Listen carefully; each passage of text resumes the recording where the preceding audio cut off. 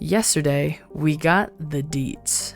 After long sessions of Twitter feed refreshes that borderlined OCD, we got some of that good pre-Legendary Edition gameplay and footage that we've been dying to know since N7 Day. So, in the light of all of our excitement, I decided to make a video about the top 10 things I expect to see in Mass Effect 4, to keep the ball rolling. Hey dudes, how you doing? It's Saint. Remember to subscribe and give this video a like if you enjoy it. So, let's get into it. Number 1. Better focus on lesser known races. Volus, Hanar, Elcor, even Drell are all races we've seen but have never really known much about. The Elcor with their speech impediment, the Drell being less crappy Angara, and the Volus being cocky minions are staples of the franchise as a whole. Alas, Andromeda completely cut them off and I want them back. I want to really dive into what's behind these different cultures and how they work. I do, however, understand why they aren't squad mate material. In an RPG where everything that moves in your ship is fair game, a Hanar Tentacles would definitely raise a few red flags. Number 2. Class-based cutscenes. I know this seems like something dumb, but hear me out. Imagine being an adept or a vanguard that could jump off of buildings using their biotics. Maybe a sentinel or engineer that could use a drone to do the same. Doing this in every cutscene would be a lot of work, but having at least some of them showcase your class would not only make you feel more immersed, but also help with some logical issues found in the trilogy. What do I mean by logical issues? Well, a good example would be how Liara managed to jump from a high place to follow someone in Mass Effect 2 using her biotics, but Shepard the biotic god fell on his face. See? Logical issues. Number 3.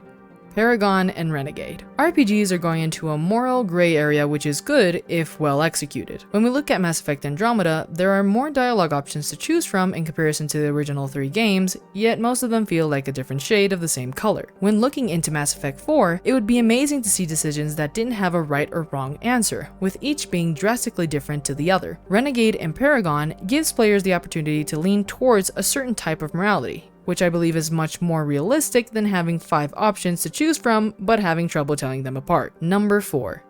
Linear gameplay. A large world would be nice, but Mass Effect really doesn't need to be a Skyrim. The trilogy had the perfect balance of good story and good areas that were large enough for you to explore, but small enough to not get sidetracked. Most fans go to Mass Effect to laugh, love, and cry their eyes out. When you make a game open world, the story takes a back seat because people are so busy exploring, finishing side quests, and learning about lore that they could leave the main plot behind for hours on end. This idea is great for Fallout or Elder Scrolls games, but not so great for a sci-fi opera. Number 5. No driving unless it's necessary or interesting. Yes, the Mako is special in our hearts, the Nomad was a great vehicle to drive. However, neither of them delivered any kind of game-changing experience to justify their existence. This point in particular ties into Mass Effect being better as a linear game than going open world. Mako driving was a chore, and being in the Nomad was fun and all, but you were stuck in it for far too long. If anything, it would be way more interesting to drive the Tempest or the Normandy to different planets than use wheels in an era where even a taxi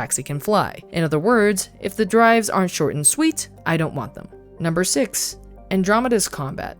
But not quite. The trilogy's combat was a clunky, awkward mess to today's standards, much like a high schooler's teenage angst. Now is the time to mature and become a comfortable gaming experience. While we are expecting the Legendary Edition to give our favorite games mechanics a much needed touch-up, we won't know how it actually feels until we have it in our hands. In my humble opinion, the camera angle and the idea in Mass Effect 3 was great, but the execution due to technological restraints wasn't the best. Using the fluidity, UI, and combos of Andromeda with a close-up view of Mass Effect 3 would be an amazing experience. Number 7.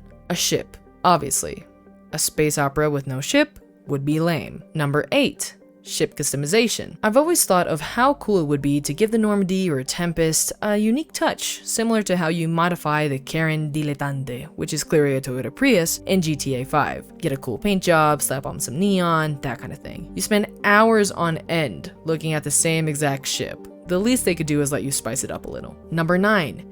Meaningful choices. Andromeda's choices sucked. You didn't feel that heart-wrenching pain you felt when you made an oopsie in the trilogy. No one even dies, other than that dad nobody cares about. I want to feel the heavy impact of my choices throughout the game and beyond, much like killing Kaidan, because let's be real, most of us did. And finally, number 10. loyalty missions. And I mean real loyalty missions. The ones in Andromeda were as useful as a broken condom. If you were lazy in Mass Effect 2, the characters you know and love would die. And if you manage to get some of them to survive, have no fear, the Grim Reaper gives them a warm welcome in Mass Effect 3. Other than preventing their untimely demise, the missions also help with getting to know your crew much better, as well as creating a valid reason as to why these people would follow you into hell in the first place. Well, my dudes, that was it for this video. Let me know what your top Mass Effect 4 wishes are down in the comment section. Leave a like, subscribe, hit that notification bell. I upload videos every single week about tech or gaming. Remember to follow me on Instagram, Twitter, and Twitch at SaintWoven, as well as join the pack on Discord. Thanks for watching, guys, and I hope you have a good one. Bye-bye.